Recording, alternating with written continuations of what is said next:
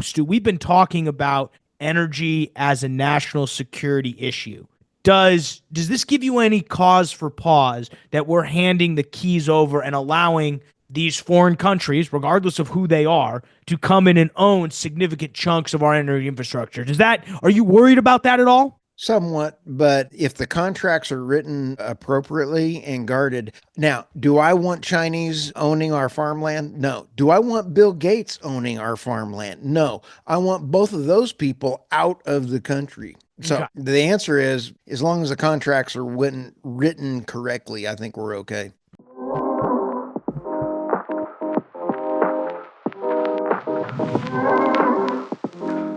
What's going on, everybody?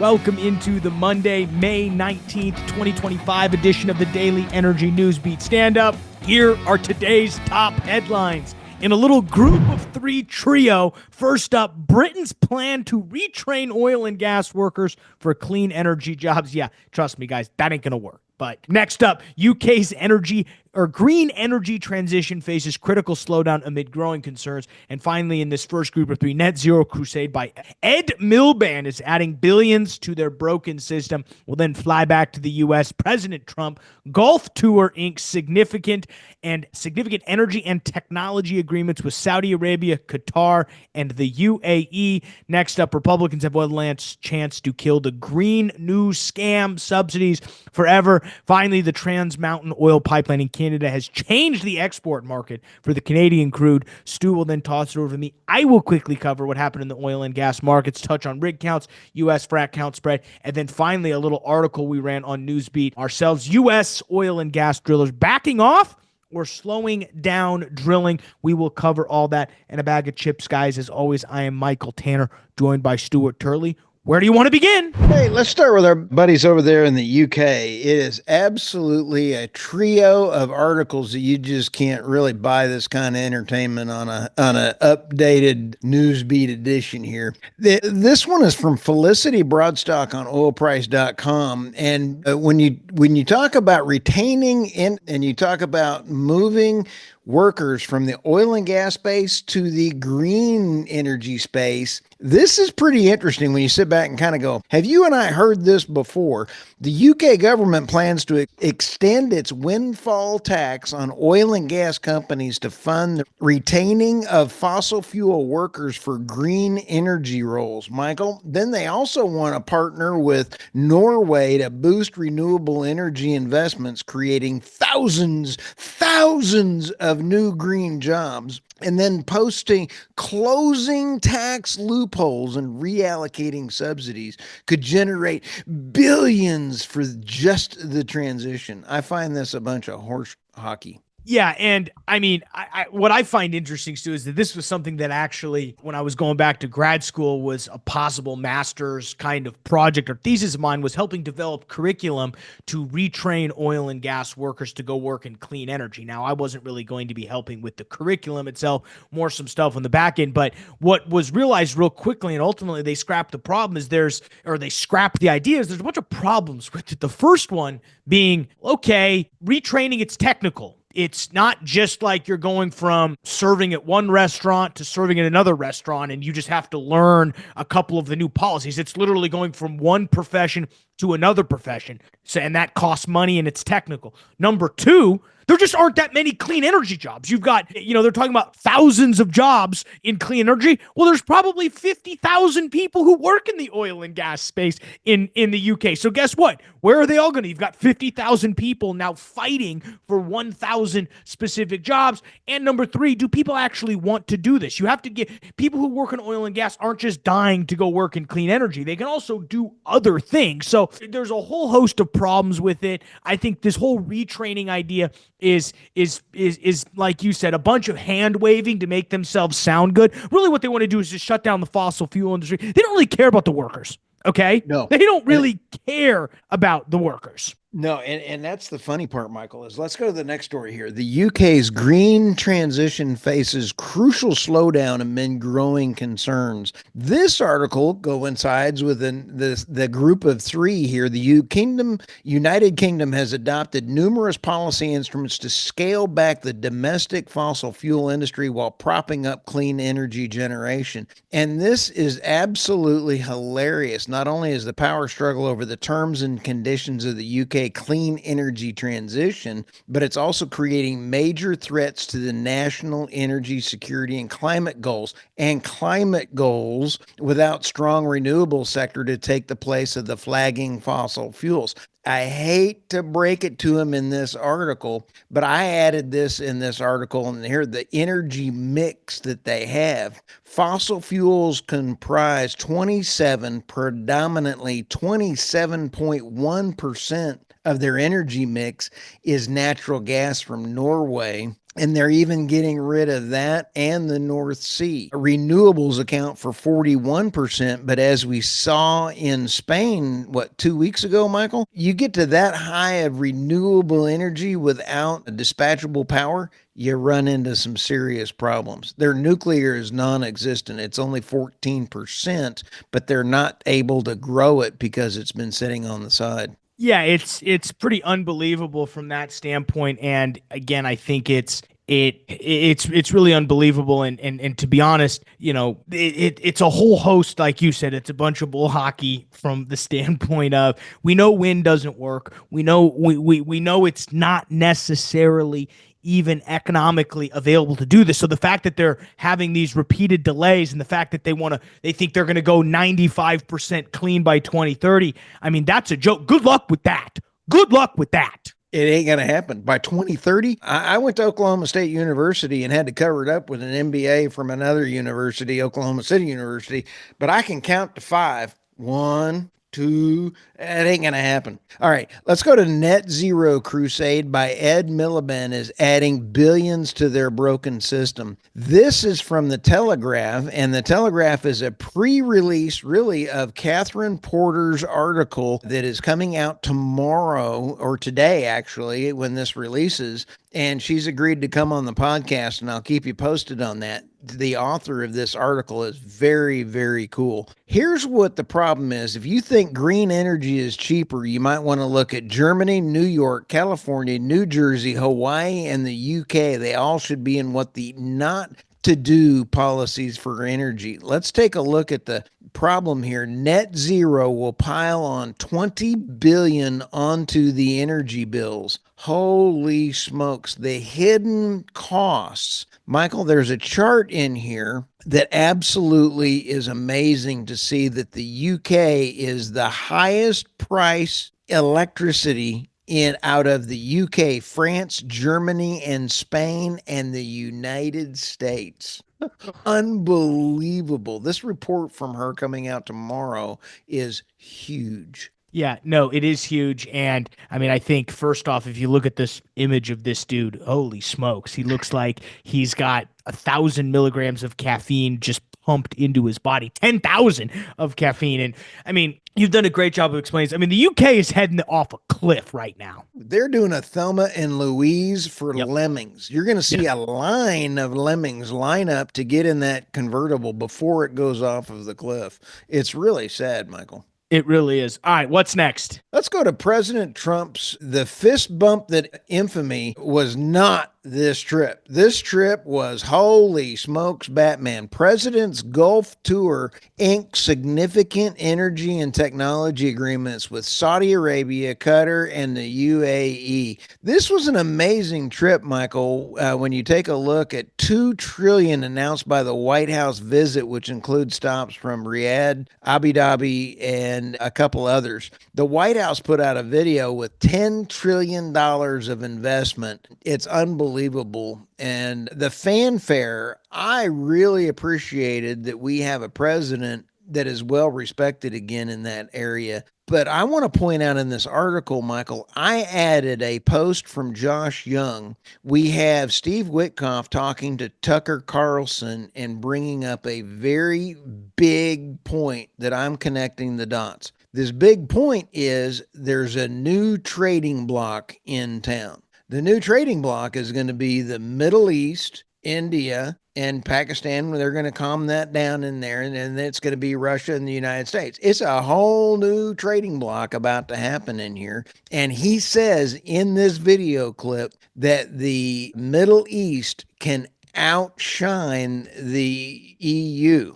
And the EU is on a death grip here. That is pretty amazing. 600 billion investment. We have it all detailed out here. AI and data centers. We're talking. We also have XTO. I believe it was either XTO or somebody else is now drilling for Qatar. There's an article that I was trying to get written before taping this. It's unbelievable. Between the LNG support with McDermott and Qatar, unbelievable. 8.5 billion providing offshore. So it's almost like, I believe it was somebody from oilprice.com said it's like the bromance between the United States oil and Middle East oil is on again. It's pretty funny. No, it really is. I mean, there's a lot we could talk about with this trip, to be honest with you. A lot happened. It's great to see this amount of investment. I think, from Saudi Arabia's standpoint, I think they see an opportunity, quite frankly, to take advantage of us from the standpoint of we are looking for investments in energy that's not coming domestically. And if they can come in and buy in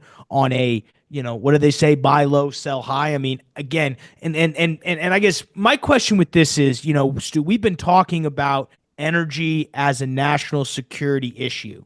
Does this give you any cause for pause that we're handing the keys over and allowing these foreign countries, regardless of who they are, to come in and own significant chunks of our energy infrastructure? Are you worried about that at all? Somewhat, but if the contracts are written appropriately and guarded. Now, do I want Chinese owning our farmland? No. Do I want Bill Gates owning our farmland? No. I want both of those people out of the country. So okay. The answer is, as long as the contracts are written correctly, I think we're okay. Okay. Because, there is a little bit of pause I have. I mean, obviously. Well, take a look at Japan. Japan has bought all the way from the molecules now. They own mineral rights in the Haynesville, and they can ship them all the way out through. They own they got their own tankers. They've got 7 tankers. So they've bought their energy supply line all the way through with 20-year contracts. 20-year contracts. So this is not the first one that's happening. People want to buy into United States energy. Yeah, no, they do. They definitely do. All right, let's go to the Republicans. Have one last chance to kill the Green New Scam subsidies forever. Michael, I would like to go on record right now and say I am tired of rhinos.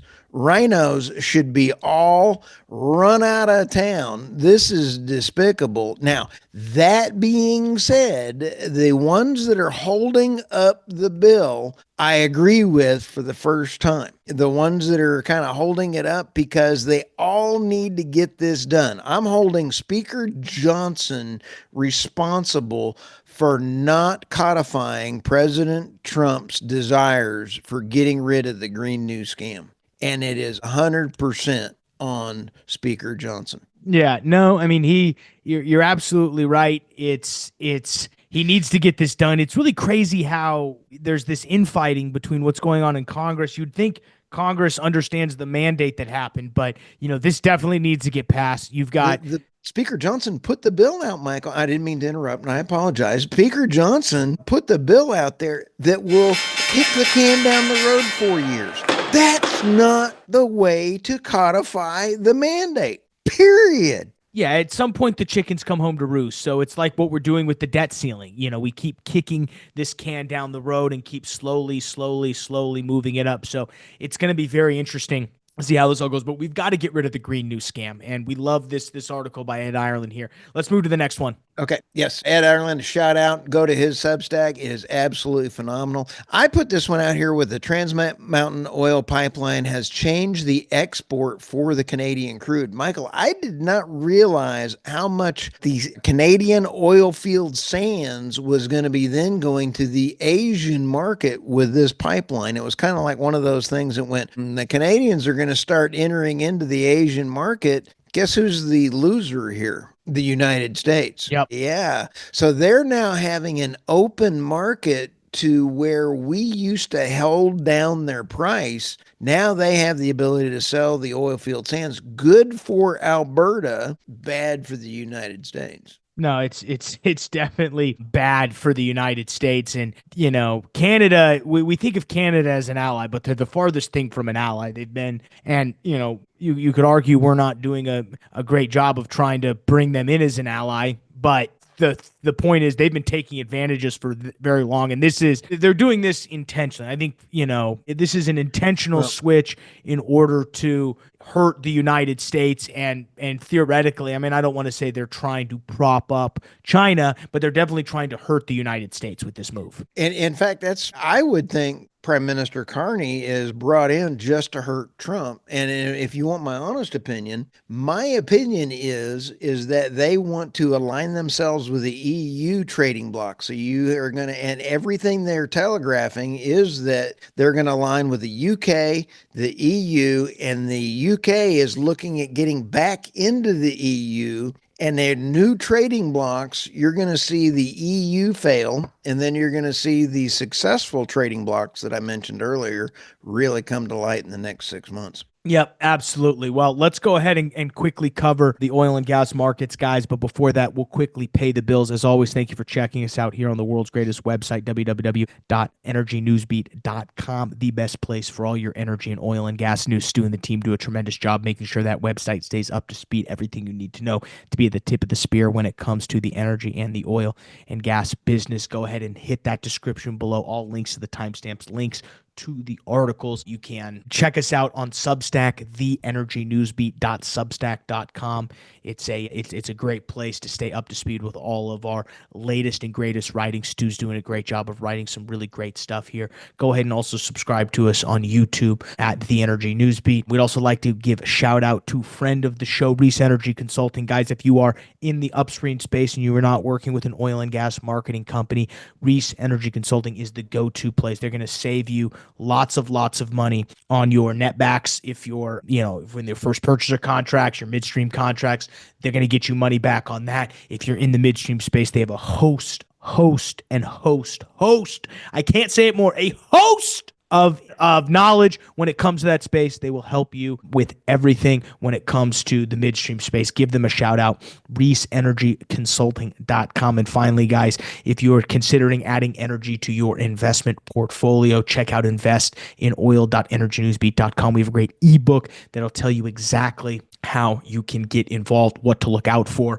what you should be looking for. And it's a great ebook written by one of our colleagues. Again, that's investinOil.energynewsbeat.com, Stu. But let's go ahead and jump over now and look at the top headlines. We've got S&P 500. They're up 0.7 of a percentage point. NASDAQ up 0.4 of a percentage point. 2 and 10 year yields up basically a full percentage point for the 2 and about 0.3 of a percentage point for the $10 index, sitting at about 0.1 of a percentage point up. We've seen Bitcoin up about a 2.5% over the weekend, currently sitting at about $104,000 a coin. Unbelievable. Crude oil slightly up for the day, slightly up for the week, even though it's, since Wednesday it was a little bit soft. 61.97 was the close. We'll open somewhere around 61.93 here in about an hour or so.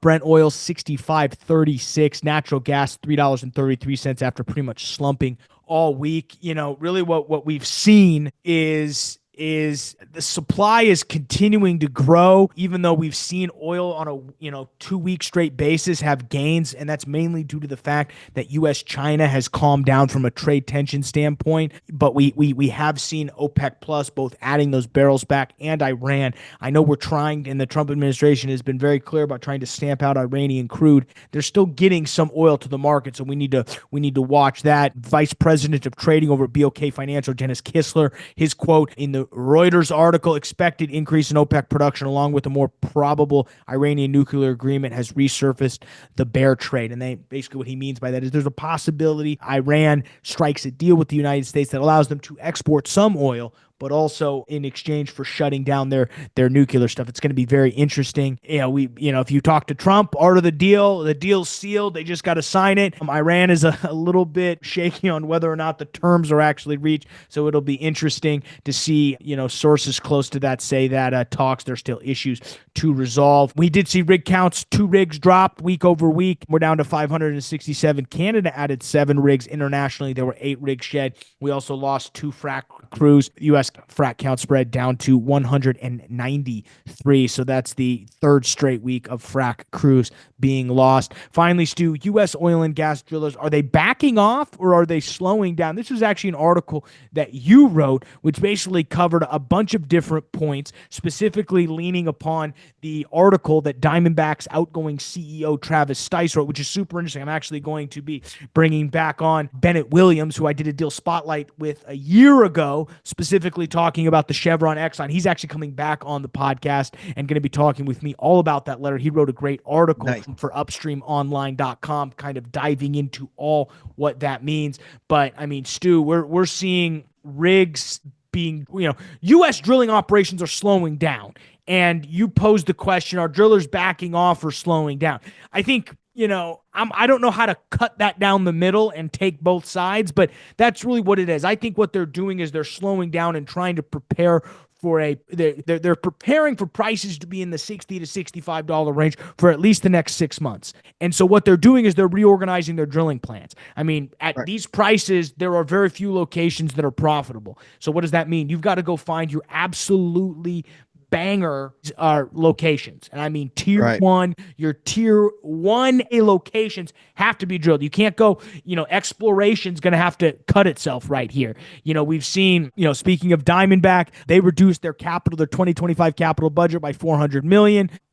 We're seeing other people cutting Chevron, Oxy, Pioneer, Chevron, Occidental, and Exxon, who included Pioneer. They're slowing down. You heard Scott Sheffield 3 months ago say there's only 2027 worth of inventory left for Pioneer, who got bought by Exxon. I'm sure they love that. And we're only you talk about what's going on the Bakken. There's only 32 rigs active, which is unchanged week over week, but generally that would be higher. Continental, they basically said we're only focusing on our tier 1 wells. All this stuff right now is going down. We're seeing Oklahoma and the Uinta are 2 of the few areas where people are actually starting to increase rigs on, which I think is super interesting. I think the Uinta is a very fascinating play. We are seeing DUCs continue to increase or actually falling. Excuse me. The turn-in lines are falling, but DUCs are actually decreasing because instead of drilling new wells, companies are just going to their DUCs and fracking them because the half cycle economics on if you look at the sunk cost fallacy, if you drilled the well 6 months ago, you've already spent the money. And now today you only have to spend, say, 50% of them. You only have to spend $5 million to frack the well instead of $10 million to drill and frack. The actual economics look okay. I have a little bit of a hard time with that because I tend to look full cycle, not half cycle. And we can have that argument later, but I think there's a lot going on, Stu. I think you hit the nail on the head with this one. Well, thank you. But I think this is also going to bring up a bigger topic that we're going to talk about in the next 6 months, Michael, and that's the change of the molecules. And when you sit back and take a look, demand for natural gas is going strong for the next 20, 30 years. Oil will be decreasing for demand over the next 20 to 30 years. And so people will be like in Texas, when they were drilling for oil and gas in Texas and flared gas was a waste byproduct molecule. Well, now they're going to be drilling for natural gas if the takeaway capacity is there when you've got all the data centers and more electricity being generated off of natural gas. It's going to be interesting. No, absolutely. It's going to be very interesting. I think this data center stuff is interesting. I'm going to be hesitant to say that I think eventually technology is going to advance so much. Someone's going to come out with an ability to run these models on less energy. I don't think all of a sudden we're just going to see trillions and trillions of TCF of gas being used. I think people are going to figure out a way to either use less energy or move into nuclear or something that's, I don't want to say renewable, but something that's more self-generating. But I think it's going to be extremely interesting. Favorite part of the week, Stu? What should people be worried about this week? Well, we're releasing a new podcast coming out, and the podcast is going to be on, I had a great guest. We're going to tee it up when I roll it out later in the week on AI and data centers. And I mean, we are really going to hit a whole new series on all things energy and AI. This is a cool company. We'll just leave that tease out there. It's a whole new series. Yeah, absolutely. Absolutely. So it's going to be very interesting, guys. Well, with that, we're going to go and let you get out of here, get back to work, start your week. Appreciate you guys checking us out on the world's greatest energy podcast. For Stuart, Turley, I'm Michael Tanner. We'll see you tomorrow, folks.